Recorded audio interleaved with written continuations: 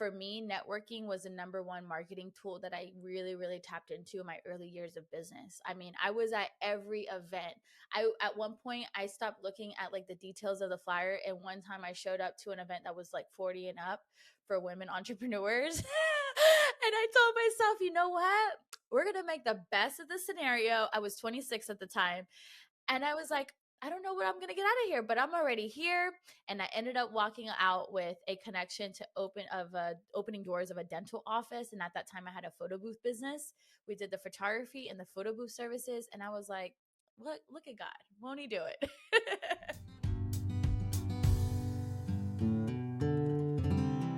Hey everybody, this is Eddie Babbage, founder, CEO of Timeline Genius, your host here of the Wedding Industry Insider podcast, back with another great interview for you and another great guest. I'm here with Angelica Pompy. She is the owner of Pompy Portraits, which is a full-service photographer studio she's owned since 2017. She's also the co-owner, alongside her husband, of a videography business, and she's an action-based coach that focuses on helping female creative entrepreneurs market their businesses with money-making strategies. Angelica, thank you very much for taking time to do this interview with me today. Yes, thank you for having me. I'm excited to talk all things strategy. Let's do it. Awesome. Awesome. So for starters, just tell our listeners where you're based and, in your own words, kind of how you got to be doing what you're currently doing in the industry. Yeah, absolutely. Again, I'm Angelica Pompy, the owner of Pompy Portrait Studios. Our studio is located in the heart of Jacksonville, Florida. And so I have been in business since 2017. And when I first started my journey of entrepreneurship, I did a little bit of everything. I didn't have a niche, as most people in the photography space. They just do it all and see what serves their heart. And then over the years, I kind of started to niche down. I did weddings. I traveled the world. My last wedding was actually in Paris. A good time was had. And then I was like, okay, I needed to get my stomping grounds back home, and I want to really niche down. And the moment I did that, which was very scary because I did a little bit of everything, I quadrupled my leads. And now my niche is boudoir, all things boudoir, body positivity, full service, hair and makeup is included, client closet, wall art, albums, and we offer a same day photo reveal experience. So our clients typically spend from 10 a.m. to 3 p.m. and they walk out with their digitals, and we will mail off their wall art and albums to their home. I love that. And it's a natural segue to the first topic that I want to get into. When you say the words niching down, for me, it immediately pushes all sorts of buttons because I feel like, we can read all the business books in the world, but you Mm-hmm. learn oftentimes by doing or by hearing and then applying. And Mm-hmm. that niche down message was one that I internalized a little later than I should have in my entrepreneurial career. But like you, I've seen that it can be very powerful. So let's talk a little bit about marketing, and why not just start with the concept of niching down? Tell me what niching down means, and tell me Yeah. your views on why people should do that. Absolutely. So I so I have two takes on this, and like I said, I didn't start with a niche. I was like, okay, I'm just doing it all. But the moment that I was able to niche down, I really got very clear on my ideal client, my client avatar, what Mhm, their pain points were, mhm, and I could talk directly to them mhm. instead of talking to everyone. When you're talking to everyone, you're talking to no one. I'm sure you guys have probably heard that, but that is very, very accurate. And so just understanding like what my ideal customer was looking for outside of beautiful photos, how do they want to feel? How do they want to look? What kind of service? How much hand holding do they need? And so being able to articulate that in my messaging on my website, on my Instagram, people read my website and they're like, wow, it sounds just like you, energetic, fun. Like, I'm like, yes, that was the whole premise. And I can definitely say when people land into my inbox with a lead, I have a pretty high conversion rate because they already read so much of who I am, my personality, how I can serve them. And again, talking directly to their pain points and the solutions that I bring to the table.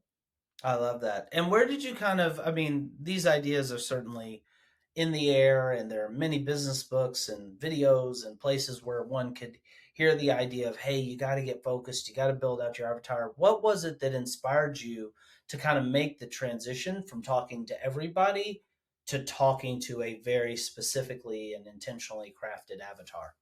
I love that question. So, what really triggered me to say, okay, Angelica, it's time to niche down? I felt like I was talking to a Muppet. Was a Muppet.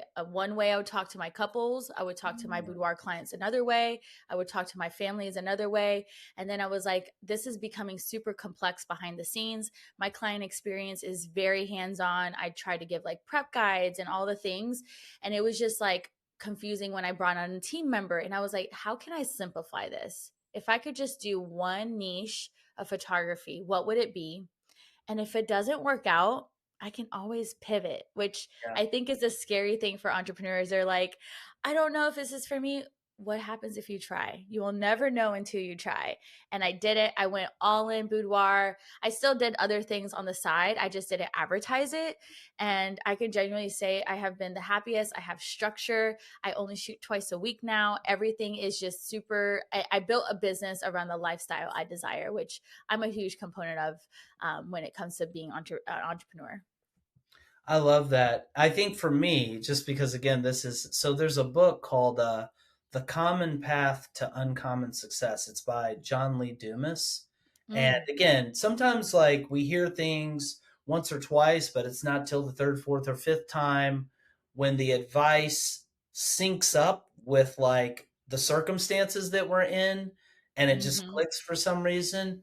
But yeah, something about that book. I just kind of was going through a marketing phase, reading a bunch of marketing books, and I was like, huh, like, wow, there's a lot of power in, but it's scary, right? I don't know if it was Mm-hmm. scary for you, but I'm going to play devil's advocate here because this is a topic that has come up on past podcast episodes, and I think it's a really important one.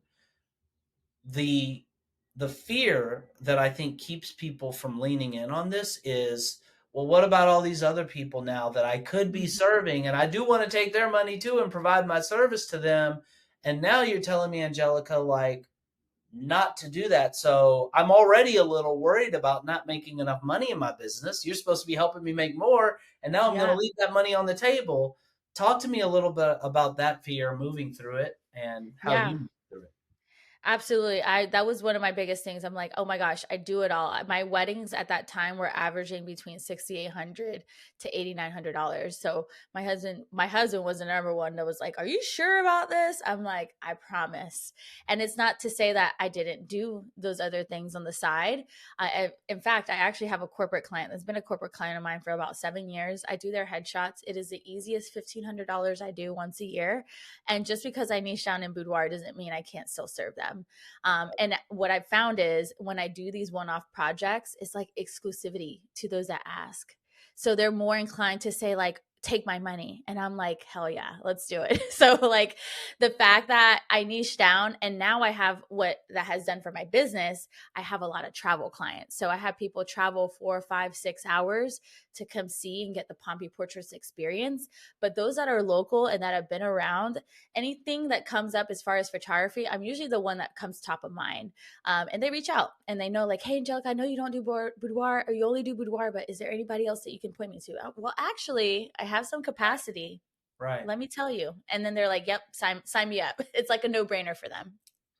Yeah, that's a really good point. I think that it's counterintuitive, but it's true. Just because, like, what John Lee Dumas says in that book, he's like exactly what you're saying. Like, you got to craft your avatar, not just demographics, but like psychographics, the emotional need, like the Mm-hmm. real human being, like the thing that they're dreaming about, that they're worried about, like a real psychological and deep profile.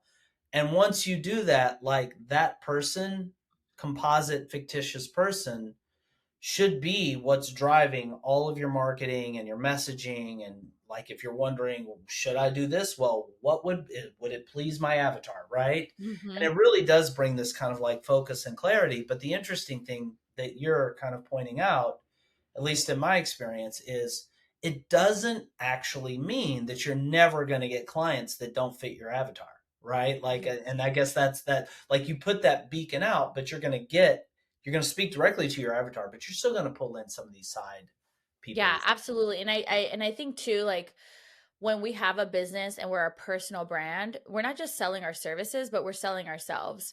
I Right. actually recently just created a sister company to Pompy Portraits because the price point for Pompy Portraits is more luxury. The Okay. average spend is anywhere between $25 to $3,500. Hmm. But I participate in bridal shows and things like that, and there's some budgets that are a little lower than that, which is totally fine. And I looked at my numbers last year, and 52% of people didn't move forward because of budget. Right. So I decided to make a sister company, and that doesn't have my face attached to it. And that is such a hard thing to sell, because now instead of selling myself, I'm selling a concept. And it's so much easier to have a personal brand and sell your services, because people love my energy. They'll be like, Angelica, I don't even know what photography you do, but sign me up. And I'm like, yeah, I do boudoir, but let's see what we can work for you. Right. Yeah, no, that makes a lot of sense. Well, if we kind of take a step back here, and I definitely want to get to the idea of authenticity, which I think is just such a powerful concept. But if I just kind of popped up here a level and said, what are, in your opinion, the keys to effective marketing? Let's just kind of start with that open-ended, high-level question. Yeah. So the keys to effective marketing, I would say number one is making sure that you're positioning yourself in the industry as an expert. So showing up, whether that's online, in person, nobody will know you exist until you show up. So put your services out there, and do it with strategy. So, like, if you have a goal to book X amount of weddings, maybe you need to start networking more with wedding planners and wedding coordinators or venue owners, to that caliber. Maybe it's more that you want to grow your network and build your rapport of like who your vendors you can send to your clients. So it just really depends on your goals. But I always tell people, like, making sure you have that vision and that clarity in your business, because that's the foundation of our business. Like, knowing where we're headed to. If you're just throwing spaghetti at the wall when it comes to marketing, and you're hoping and praying that somebody's gonna see you in the algorithm, and then you put it out there, it's like, what was the purpose of that post? I always tell people to ask themselves that, especially on social media. What was the purpose and premise of that post? So yeah, put yourself out there, because nobody will know you exist. So, what does clarity look like in the context of marketing? Yeah, Maybe clarity. So well, yeah. yeah, absolutely. So with clarity, I always ask when I do one-to-one coaching, the first thing we sit down, we talk about, what are your goals as a business owner? Not what are your peers, what are the community, what are your goals? Is it to only work 2 days a week? Is it to make X amount of money? Is it to do a certain amount of, weddings a year? Like, what does that look like? And then we'll work backwards from that goal. And I think the other premise of that is, once you understand what your goal is, now understanding, okay, what are the marketing efforts that you need to do to make that accomplished? How to make that happen. Okay, if it's to book more weddings, what is step one? And I think that as a coach, that's the biggest thing that I do with my customers and clients. And I'm like, okay, let's break this down. This is a big goal. Let's break it down, steps 1 to 10. How do we get there? And sometimes we just have to sit back and do that with a peer to see, okay, where are the actual steps to getting there? And that clarity is like the aha moment. And something I practice in my membership is called KISS, keep it simple, sis. Like, we tend to overcomplex things and overthink things, and having that clarity from either a coach, a peer, your business bestie, whoever that is, to help guide you to get clarity in your business will change the game for you. I love that. Let's you're kind of taking me up an even higher level, which I love because you're like, Eddie, the marketing should fall out of or flow from the higher level objective that you have for your business. Can you give me an example, Angelica? Obviously, without naming names or giving away, like, you can make this Yeah. generic or whatever, but give me an example of like what it's like a scenario where like you're working one on one with somebody and you do this initial sort of diagnostic exercise where you're like, all right, what's your goal? Can you give me just an example of like, okay, here's the kind of goal that might come up, like an actual, like, hypothetical goal that somebody could have. And here's how that flows all the way down through like the marketing plan. Like, can you just give me a sort of sample scenario? Absolutely. So I recently I did a VIP day with a family photographer, Okay. and she has recently just shifted all of her kids to homeschooling. So her goal was to only work 2 days a week. So I Gotcha. said, okay, where are we at right now? How many sessions are you doing a month? What is your average sale per client? Yep. what are you offering, and Yep. let's see what's the revenue that you have to bring in. So when we started looking at the numbers, she was very high volume, which was taking away from her family time and the things that she wanted to do at home. She had the idea of wanting to offer like wall art and prints, which is where the money's at as a photographer. And but she wasn't offering it publicly. She just kind of had it in their gallery when they downloaded Okay. it. I said, okay, how can we amplify this so you go make more per client and work less? We restructured all of her pricing. Now she has a reveal experience, and we just do it virtually for now, and it's just as effective. And now her average sale went from like about $800 to $3,200. Amazing. And I mean, and she was mind blown. She was like, I cannot believe this is like happening in my business. And I think a lot of times we get wrapped up of like, we need to do more, we need to do more. But it's like, okay, let's take a pause, and what can we do and amplify what we want.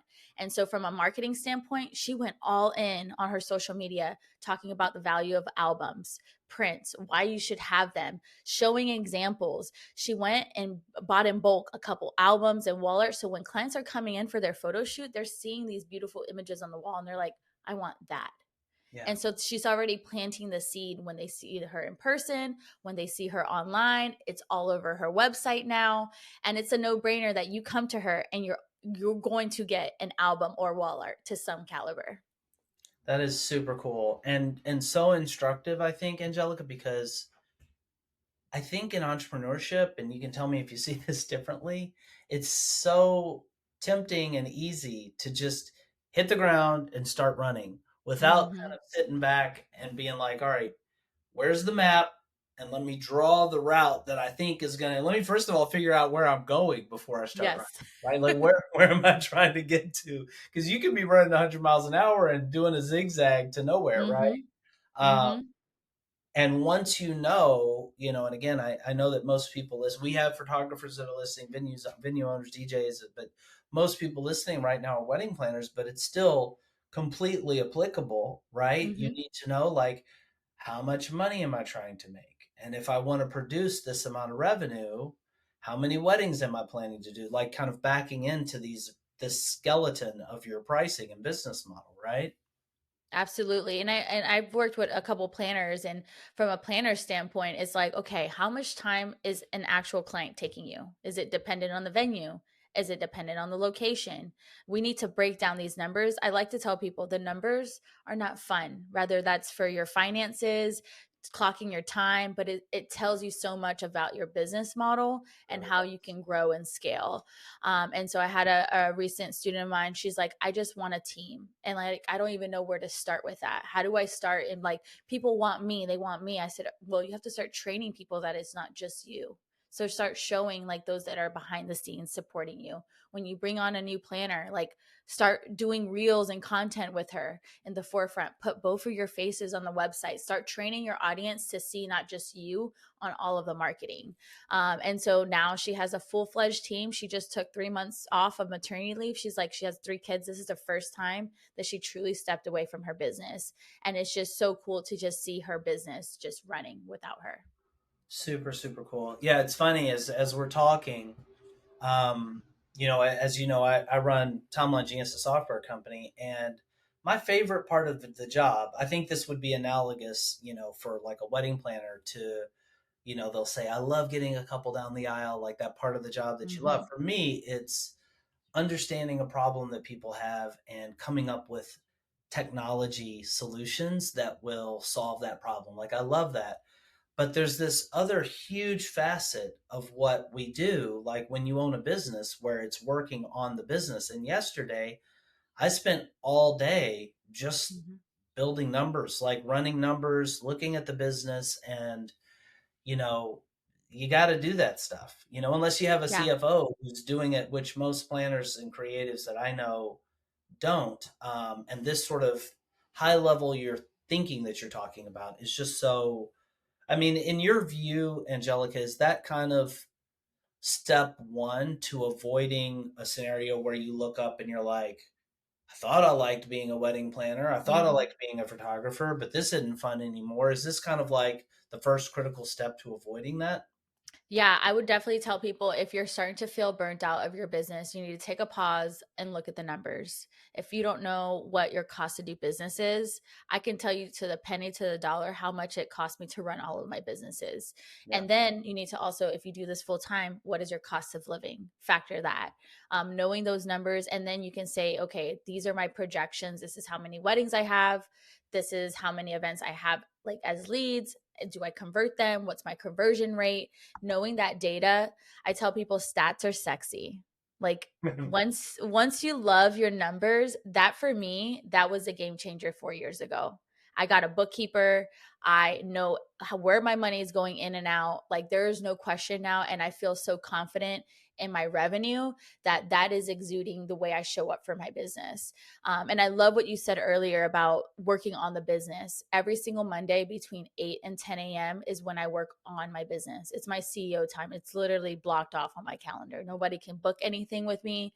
And then right after that, I have my team meeting. So it's fresh in my head. I worked on my business, and we get so wrapped up in working in. It's like, well, what are we doing to move the needle further for our business? What are we doing to scale our business? What are we doing to increase our profit margins? Because we're not a nonprofit.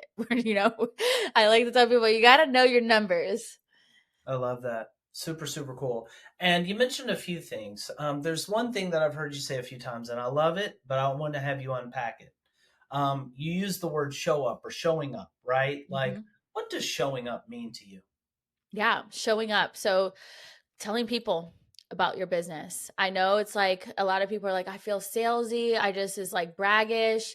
You should be proud that you are an entrepreneur and you're doing the thing that you're called to do, and what feels good to you. It doesn't feel like work.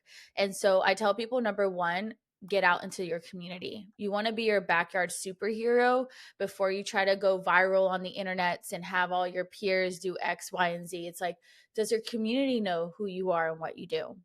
And then you want to go to a space and go in and introduce yourself. Show up as you. I show up, I'm a bubbly personality. I'm very extrovert. That's not everybody. So I don't go into a room trying to be someone you're not, because then people will see that. I show up the same way I am online. I'm Angelica. My makeup is done one day, lashes hanging off another. Like I don't care, That's just my personality. And I tell people you don't have to have an extrovert personality to attract your clients. Everybody has their somebody. And so just showing up as your authentic self, and whether that's in online, in person, for me, networking was the number one marketing tool that I really, really tapped into in my early years of business. I mean, I was at every event. At one point, I stopped looking at like the details of the flyer. And one time I showed up to an event that was like 40 and up for women entrepreneurs. And I told myself, you know what? We're going to make the best of the scenario. I was 26 at the time. And I was like, I don't know what I'm going to get out of here, but I'm already here. And I ended up walking out with a connection to opening doors of a dental office. And at that time, I had a photo booth business. We did the photography and the photo booth services. And I was like, look at God. Won't he do it? You know, Angelica, I feel like there's something really deep in what you're talking about, and as with a lot of things, it's like I can't remember. I've heard this a few times, but there are no new fundamentals, right? Be leery Mhm. of the person who's like, "I've got the thing that's a new fundamental that nobody know." Like, what there are like fundamentals that need to be practiced, and you need to deepen your work and mastery of these core principles. And this is a little bit of a tangent, but I read recently, reread, and had my son read it with me. Kevin Hart's book, I Can't Make This Up. It's super Mm, entertaining. The audio version is read by him, but he tells just the story of his career and how he went from, a broken home, dad on drugs, poverty stricken, coming out of high school, didn't even know what he was going to do, didn't have the grades to go to college, and how he became the phenom that he is today, right? Like in terms of just his success. And what you realize is one of the key things, because I think success leaves clues. One of the key things mhm, is exactly what you're talking about. And it's hard to like precisely define, but he's just like, he goes through this phase where he's like telling everybody, like, if there's a comedy club, like, he's there, he's mhm, hustling. he's putting up the flyers, and eventually he has a team working with him, but it's just like hustle and being willing to just relentlessly put yourself out there, right? What you're Hmm. calling showing up. I feel like Hmm.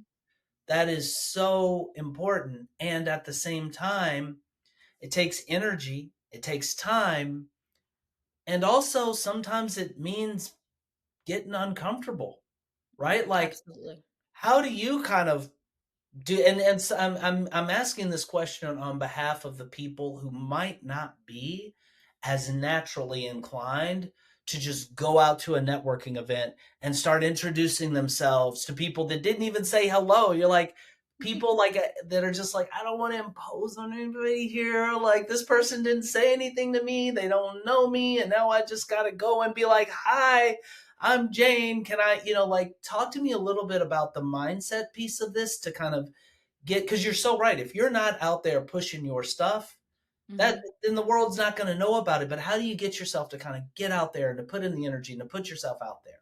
Yeah, absolutely. I love this question. So, step number one is set a goal for yourself. How many networking events do you want to attend? I personally, till this day, I go to at least two a month. One is to a space that I've never been to before, and one is maybe something that I've been to once that I enjoyed, and I want to continue to grow my network in that space. The other question before you go anywhere, ask yourself what are your intentions with showing up into this space today? Is it to get new clients? Is it to just build community in your industry? Is it to meet somebody? That happens to me all the time. I'll go to an event and I'm like, oh my God, I've been dying to talk to this person. And I just see them online. They inspire me. I go to the event and I meet them. And Right. like that one interaction can change the projection of your business. Little do you know. Yeah. So ask yourself, what is the intention of you going to this event? And once you have that intention very clear, you know, okay, I'm coming here and I need to walk away at least with one or two leads and maybe have that, maybe some of your conversations are around that. If you're just here getting to know your peers, ask open ended questions. I think that's another thing is like people walk in and they're like, I don't know who would I talk to. Okay, I'll start. And they start talking and asking questions like yes, no. And then it gets kind of awkward, right? I'm like, And then my favorite go to is I always love to go to the shyest person in the room even as an extrovert, because that person is probably feeling the same way you are. And so I just go up to them, and nine times out of 10, they will probably forever remember you because you were probably the first one that they got approached to. So just casually, hey, how did you hear about the event today? Do you know I the love hosts? Do you know anybody here? And I think that right there, you kind of can now have a buddy if you need a buddy, during the event. So yeah, go to the shyest person in the room. That's my number one hack. I love that. And one thing that sometimes will get me about networking, and I wonder how you kind of navigate this yourself, is I'm really um I'm really judicious about what I spend my time on. And, Hmm. I've got 2 kids, and I've got a company to run, and I've got a wife that I love spending time with. And if it's not in one of those 3 buckets, my time, I am like, "Okay, what am I doing here?" So when I'm gonna go out to a networking event where I need to go, like, 45 minutes away from home, so that's an hour and a half round trip, and I'm like, "Is this really gonna give me the ROI?" And I'm sure you've had the experience where, like, you do all the work, you go to a networking event, and you're like, I didn't really move the needle here. Heck, I Hmm. could have stayed home and done 3 more things on my task list with this. Like, I think sometimes that sort of like concern that, like, is this really going to give me the ROI that I want? But then you go sometimes and you're like, I was reluctant to come to this, and thank God I did. Like, this was amazing. Like, how do you kind of battle that or navigate that sort of mental aspect of like, is this going to be worth it? And then how do you ensure that you're picking the events Yeah. or shore up the odds, at least, that you're picking the events that are going to give you the ROI? Yeah. Oh, that's such a good question. As far as like just I think today's era of like online, there's so much AI, there's so much virtual. There will never be anything more beautiful than in person. Like when someone can feel your energy, can see who Yeah. you are, Yeah. at the end of the day, behind every single one of these businesses, there's a human. So it humanizes your brand. It puts a face and name to like the business. And Yeah. some people are like, "Oh my God, you're Pompy," and I'm like, "Yeah, I'm the human behind the thing." And they're like, "Wow!" And like, there's something about energy and interaction Sure. from like peer to peer, human to human, and that in itself, even if it makes you uncomfortable, I want to stretch you. And those listeners that are like, Angelica, you're really, really telling me to do some wild things right now. I promise you, the more you do it, the more confidence you will have in your business. I mean, people ask me about my business and I spit fire. They're like, every time I do like a quick intro, they're like, wow, you have a one liner and it is so strong. And I'm like, I practice this. Right. And none of this practice comes from online or talking to Chat GPT or any of that. It's me getting into these rooms and talking about what I bring to the table and what makes my business unique from everyone else in the community.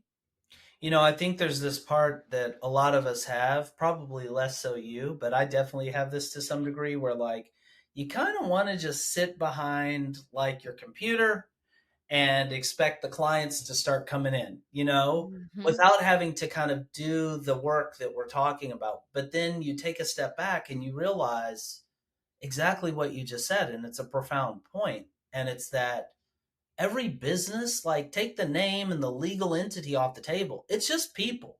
Like Mm-hmm. you're never going to get a customer that's not actually at the end of the day a person. It might be a company or a legal entity or whatever, probably not, but even if it is, it's just people. Like people are making all the decisions. Like you're not going to get any dollars that don't come from people. So Mm-hmm. getting out there and connecting with people in the real world. How did that, like in your case in particular, Angelica, when you were building your company, you said networking was like kind of your first traction channel. Like Mm-hmm. how did that play itself out, and how did that kind of give you your first sort of wave of traction in your business? Yeah, absolutely. So when I go into these rooms and I network with these people, the biggest component that's going to have like ROI, if you will, is the follow up. I meet amazing humans, but if you don't Yeah, follow up with them and want to build a relationship or rapport with them, I mean, it's just another number. So being intentional with making a list. What I love to do at networking events, I will connect with people directly on Instagram because that's the social media platform where I show up most. And I'm like, I have a QR code on the back of my phone where it literally lives, and people can just scan the QR code, and I connect with them quickly on Instagram, and I just screenshot their profile and I send them a DM. And I send them not just like a text DM, but I send them a video message. Because again, human to human. Hey, right. it was so nice to connect with you. We talked about X, Y, Oh, and Z. brilliant, Let me know brilliant. if you want to have a virtual coffee chat or you want to have a lunch. Like, Beautiful. at that time in my business, I had extra free time, quote unquote. I was willing to get in front of the right people and build the right relationships to Yeah. generate leads and build rapport with my people in my community. As a wedding planner, you know how important it is to create detailed wedding day timelines for your events. But creating your timelines can be a tedious and time-consuming job. Until now. Because Timeline Genius lets you create beautiful, detailed wedding day timelines with ease. And it keeps everything you need on the wedding day in one central place. Here's how it works. First, Timeline Genius saves all your clients, vendors, and venues in your Rolodex, so you don't lose time looking for their information. And when you're ready to create a new timeline, you simply enter the key information for your wedding. Click a button, and voila! Timeline Genius magically gives you a customized timeline for your event, where all the details are laid out and the times are calculated for you. From there, you can easily edit your timeline by adding or deleting items, inserting images, changing font styles, and customizing everything to your liking. You can also instantly shift the times for as many items as you want. And when it comes to your clients and vendors, Timeline Genius lets you give them the highest level of service. You can send them tailored timelines, showing only the items they're involved in. And you can collaborate by inviting them to a mobile-friendly, web-based version of the timeline. You can even set text message reminders to automatically go out on the wedding day. And once you've completed your perfect timeline, you can download it or email it out as a beautifully styled PDF. And that's Timeline Genius, a smart software that will help take your wedding planning to the next level. Start your free trial today. Yeah, it's funny. I as I listen to you kind of talk about like your surgical sort of operations for, working a networking event, it's almost like overwhelming. There's so many things to do in business and so many ways to continually improve. Like I Hmm. just came back from a conference last week and I'm going to another one next week. And I was like, dang it, why didn't I do that? Like that sounds so smart. Like that's like such a smart move.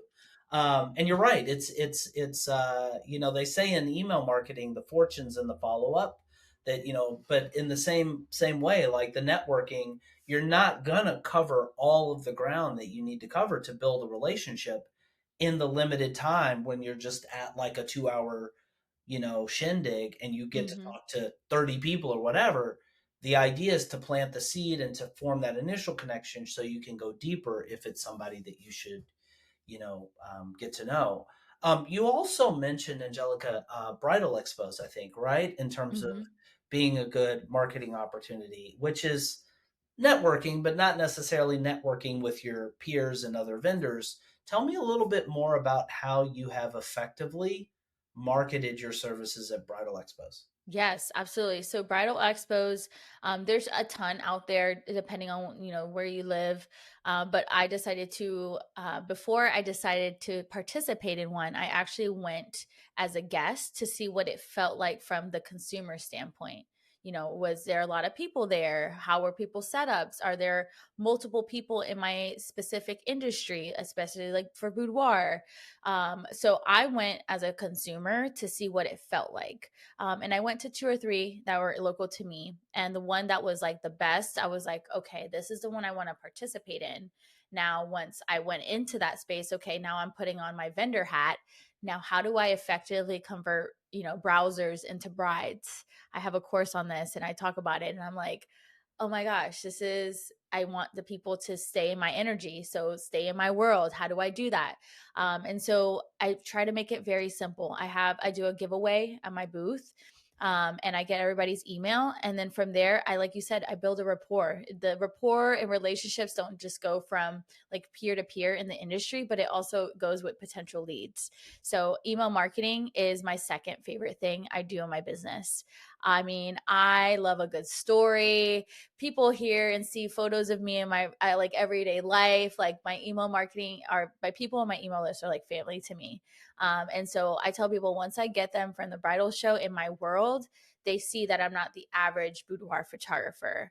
Of course, I take beautiful photos, but like again, there's a human behind this brand, and I love to share that part of my life with my people. And so the bridal show specifically really brought brand awareness of like Pompy Portraits exist in Jacksonville. And I actually, for my coaching side of the business, I just started vending at booths and things like that. And again, people didn't know who I was as a coach, but they meet me and they're like, wow, you're so fun. I need more, I need to learn, how do I work with you, And so, yeah, it's just really brand visibility. I've been doing it for 4 years and it has been amazing. I mean, hundreds of brides every single time opt in into my email list every single time. And it's like my conversion rate for those are anywhere between 10 to 15%.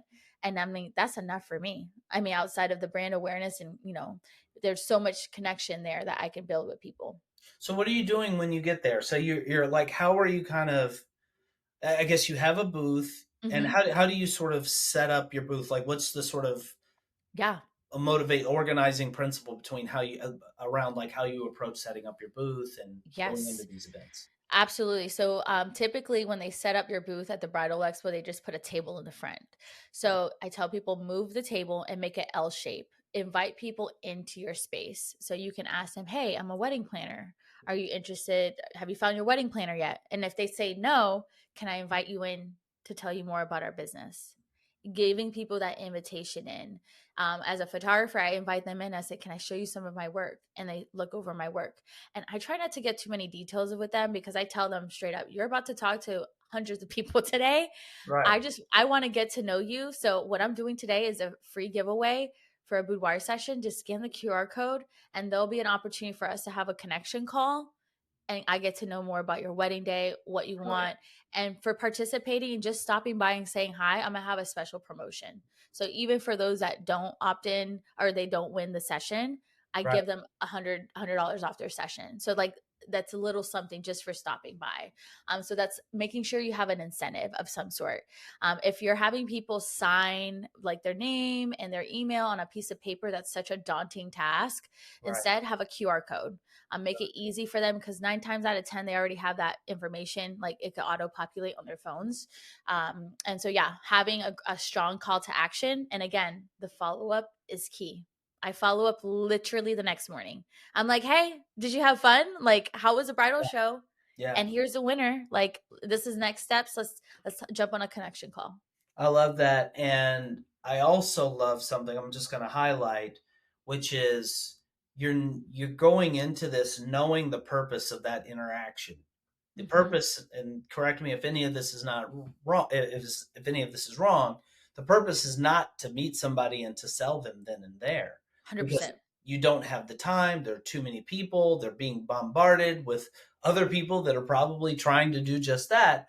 All you're trying to do is start that initial connection and to forge that relationship, to get that email address. So now you have them in your world. You have the communication pipeline established. Yes, absolutely. There's another one of my peers in the industry.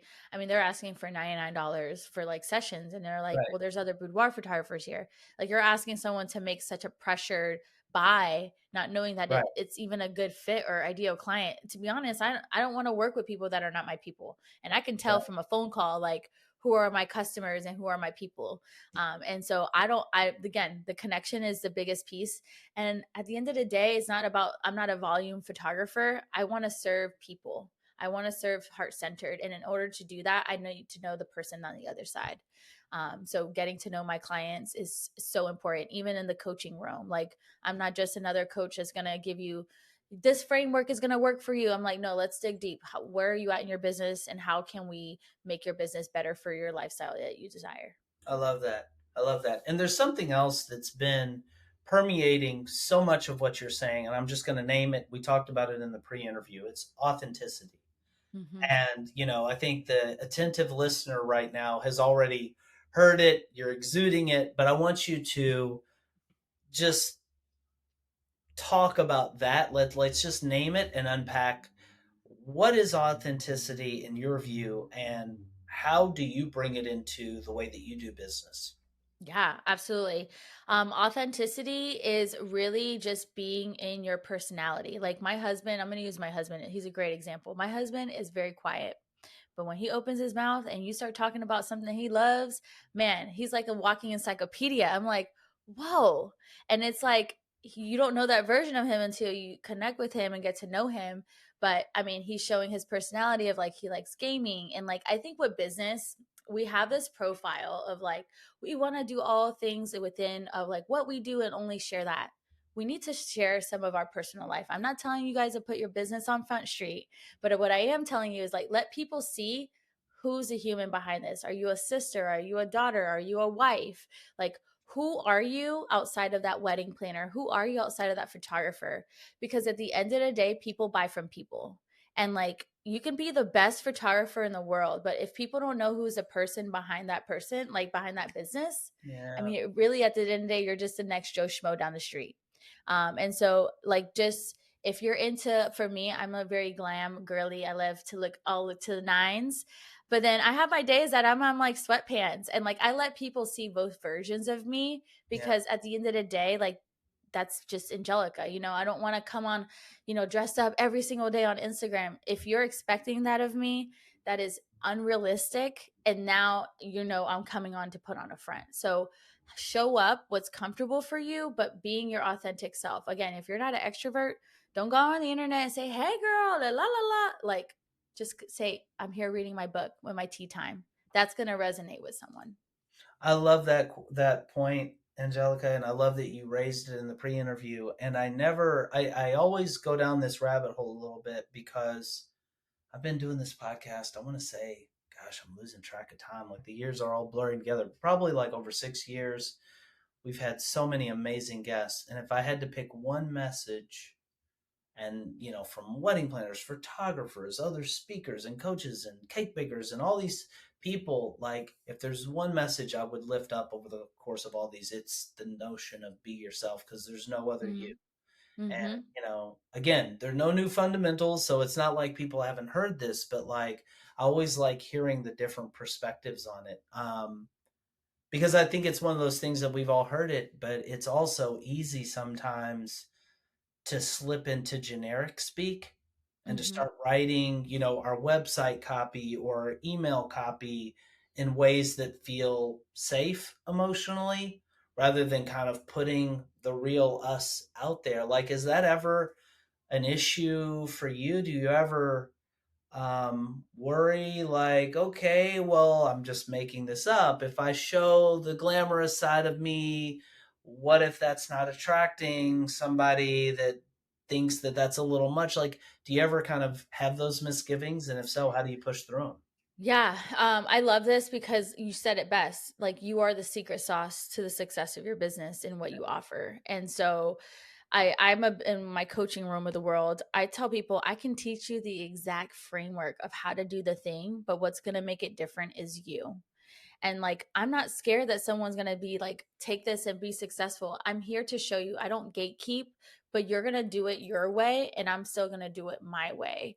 And so I don't let that stuff like really bother me to per se anymore. Like at first you're like, I don't know. Like, especially when I first started my photography business, people would be like, oh, where's that location? I'm like, now I'm like, go to the location because you will not shoot the same exact photo that I got at 6:37 p.m. at sunrise, sunset. So like I don't gatekeep anything. And it honestly, once I changed my mindset with that, my community grew tenfold. It was like everybody was attracted to me. They were like, I love how you're just like a giver and sharer. And I give in the sense of like, I know you can't do it like me. So no matter how I tell you step 1 through 10, it won't be the Angelica way. And that's more of a mindset thing. It does take work to get over that hump, but just know like you are the secret sauce in anything you do. I love that. And you just said the magic word, which is mindset. I feel like the older I get, the more I feel like there's almost this like illusion that we have that success is out here. I Mm-hmm. know we all talk about happiness comes from the inside. Like it's really there's a course my wife and I did by this guy, John Assaraf. It's called The Inner Game of Mm. Business. Like basically winning the inner game. Like mindset is just such a driving force and factor in success. And it's something, I'm watching the time fly. I know you and I could talk for like a solid hour, probably just about mindset, but you mentioned that as well in the pre-interview. And I just want to pause and kind of have you speak to it. If you had to elaborate on what is the mindset for success, especially for female creative entrepreneurs, like what just starts coming to your mind is like the mindset for success for the people listening? Yeah, I would say number one, define what success means to you. Mm-hmm. I think that's so just objective to everyone who says, I'm successful. What does success mean to you? Successful for me is working 3 days a week and generating enough revenue to cover a roof over my head and take one vacation a year. That might not be successful to someone else. And maybe it's like having 5 businesses that means success for you. So really define what does success mean to you in your life and then work from there. I think we get so wrapped up in what we see online, rainbows and butterflies, and which I love for my membership. I have a membership called Business Church, and I have them on my close friends. And all my close friends, I show them the good, bad, and the ugly. Because even as a successful photographer that's been doing this literally for years, I still get the hard clients. I still get the pushback. I still get the no's. And being able to share that with my community to show them, like, I still experience the same things you experience as a new business owner.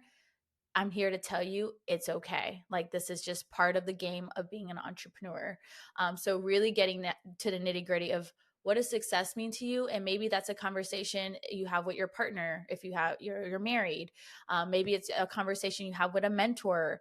It's maybe a conversation you have with your therapist. Like really define what does success mean to you, because if you're not doing something that you love and desire in life, it's gonna feel miserable, and that's where burnout comes from. Just you go down the wrong rabbit hole after that. Yeah, and life is too short for that. Even if you're Hmm. making a buck, like I don't know, I definitely believe that. We only got one life and make the most out of it. Um, 100%. do, All do money's not good money either. I always tell people like, man, don't take that because what you think is good. I don't know. Yeah. Yeah. It's funny. This is like not the most politically correct reference, but I was reading. I just love entrepreneurship and books that clearly, like the tech entrepreneurs and all of those books, but also the ones that are kind of like off the beaten path. And there was a book by Rick Ross. I can't tell you much at all about the man's music.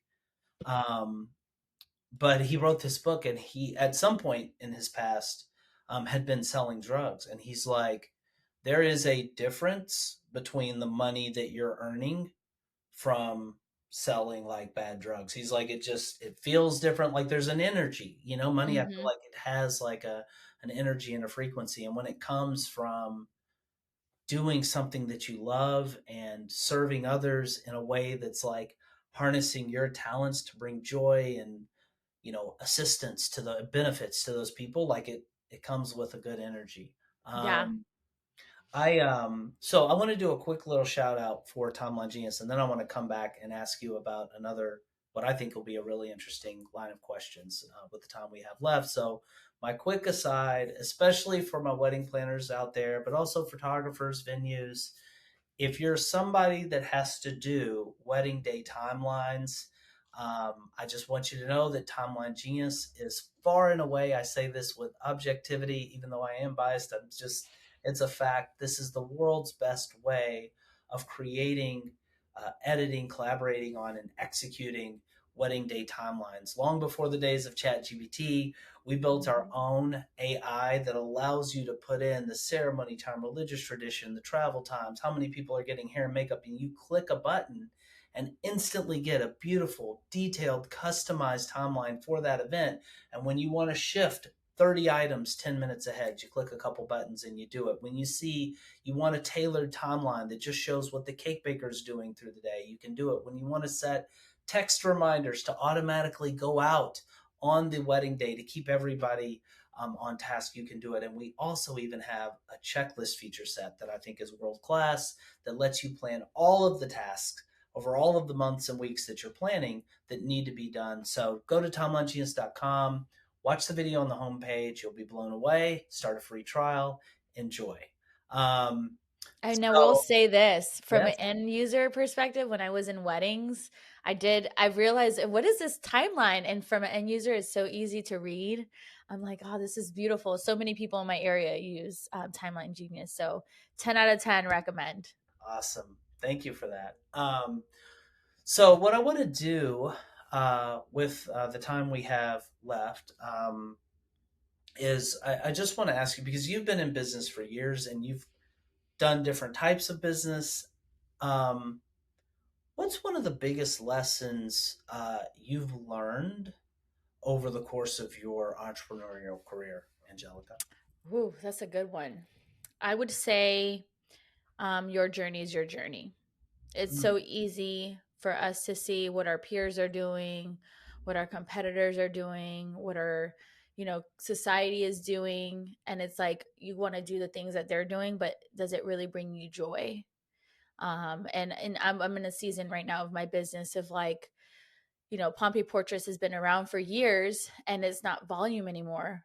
mm, So like how do I like eliminate the volume but still serve our clients so well that they're like so raving about this experience.